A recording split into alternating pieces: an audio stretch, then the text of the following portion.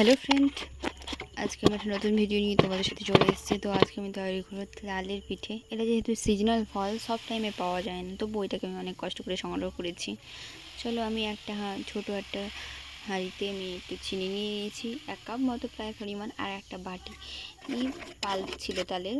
তো তোমরা অনলাইন থেকে তালের পাল্প শুধু কিনতেও পাওয়া যায়, তোমরা কিনে ইউজও করতে পারো, সবসময় জন্য অ্যাভেলেবেল থাকে প্রায় দেখেছি।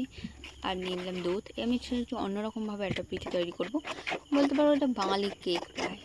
তো আমি ওই তালের পাল্পের মধ্যে পাল্পটা দিয়ে তার মধ্যে আমি জাস্ট একটু চালের গুঁড়ো সেটাও দিয়ে দিলাম। এবার চালের গুঁড়ো দিয়ে ভালো করে এটাকে করলাম, চিনিও দিয়ে দিয়েছি দেখতেই পাচ্ছ। আর আমি ইউজ করেছি পালো পাতা, ঠিক আছে। পালো পাতাটা মানে আমাদের ঘরে ছিল, এবার কলা পাতাকে অ্যাভয়েড করে পালো পাতা ইউজ করেছি, মাঝে ওই ফুলগুলোতে দেখেছে। চলো, এবার আমার প্রায় কমপ্লিট। দেখো কত সুন্দর হয়েছে। তো এটাকে পোড়া পিঠা বলা হয়, অনেকে আবার অনেক নামেও বলে।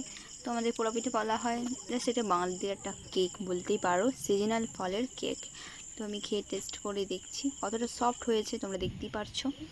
আর আগের দিনে বানানো কিছু পিঠে ছিল, এটা মানে কি বলে, ছোটো ছোটো গোল গোল পিঠে ছিল, অনেক কিছুই ছিল, এগুলো প্রায় সব কিছু তালেরই ছিল। তো আমি খেয়ে টেস্ট করলাম, সবগুলোই খুব ভালো হয়েছে। তো তোমরা এভাবে ট্রাই করতে পারো। ভিডিও যদি ভালো লাগে লাইক এবং সাবস্ক্রাইব করো।